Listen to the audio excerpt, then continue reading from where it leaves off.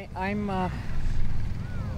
Mini Tehiawi Hamacha, and I'm Hunk Papa and Ihunktua, and we're here on this land.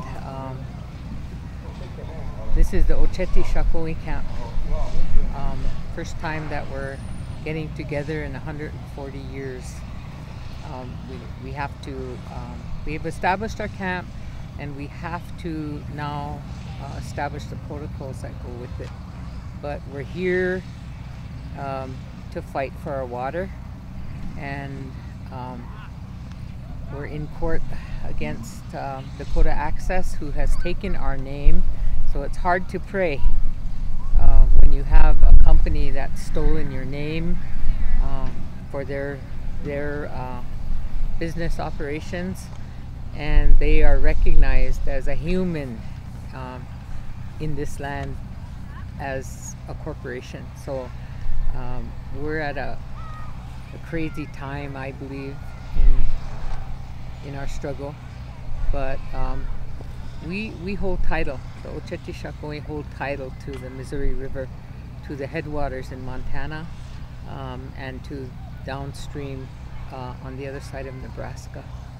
So we hold the reserved water rights. We are in court.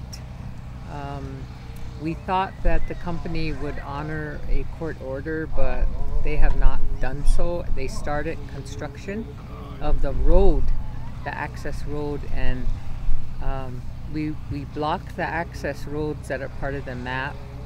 But the second night, the company went in to build their access road in between the two barricades that we had established. So they clearly were not going to wait for the court order. So they aggressively began their construction, and they had the Morton County Police and the North Dakota Highway Patrol to accompany them because they needed their protection.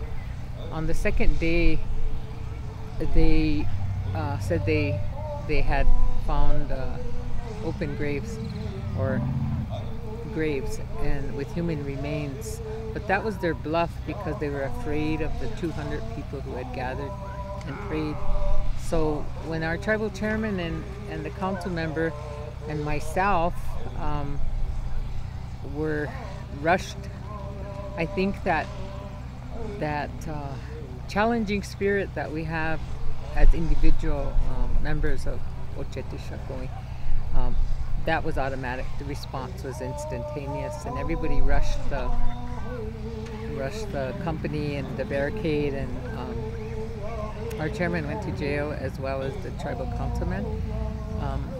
I tried to shove my way through. They ignored me, so I just ran through the barricade and I counted coup. And that's the old way of doing things. And so I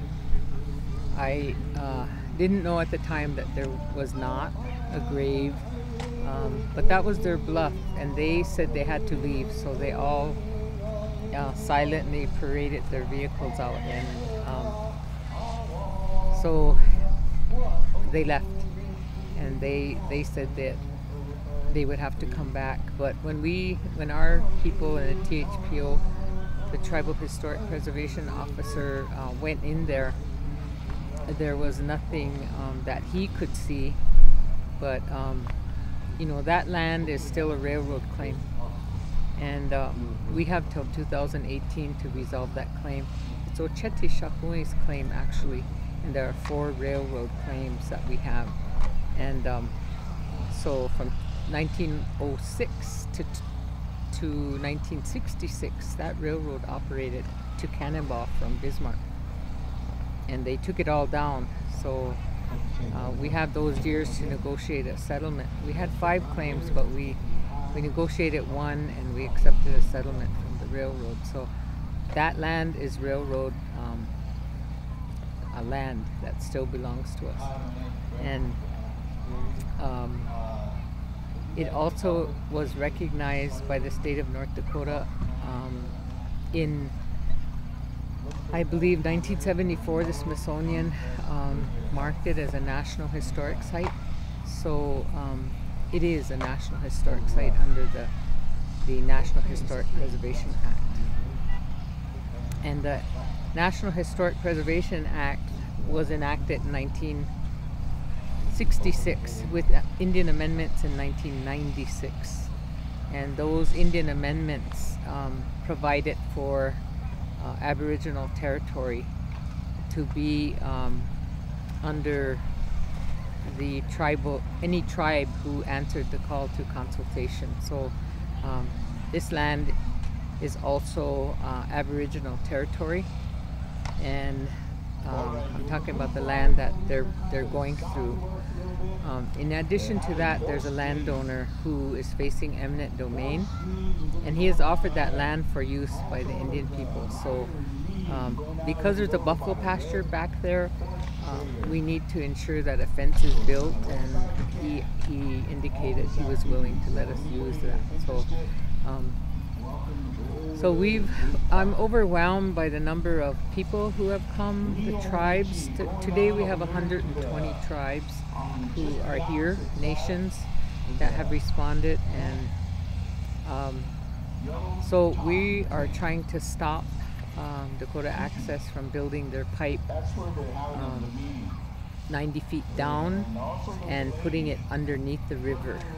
So we are fighting what you call subjacent rights. We claim the ground to the core of Mother Earth, and we claim the airspace to infinity.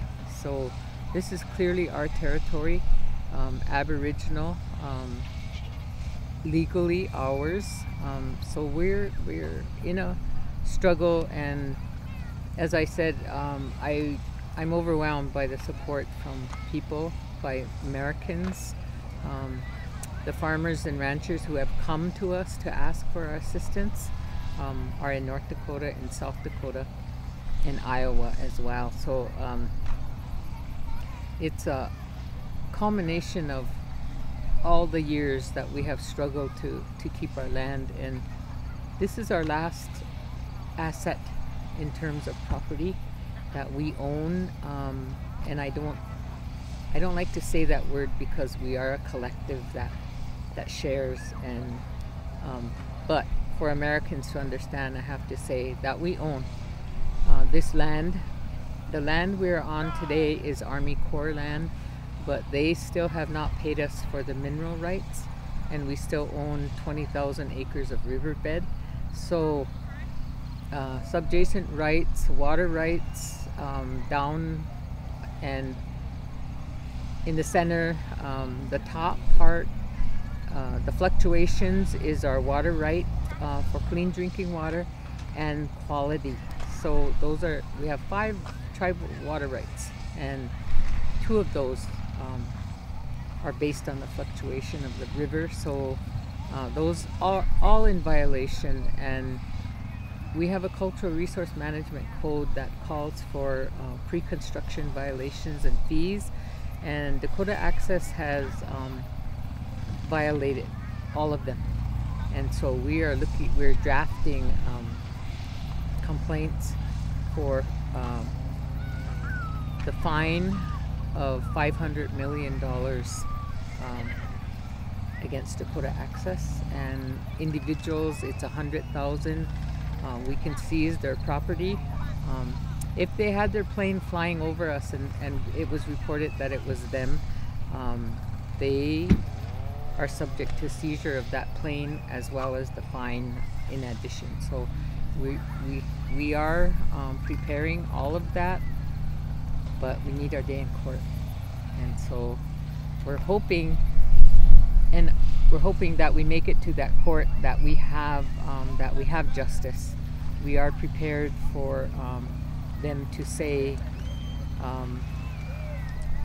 that they rule in our favor, and we are prepared if they rule against us.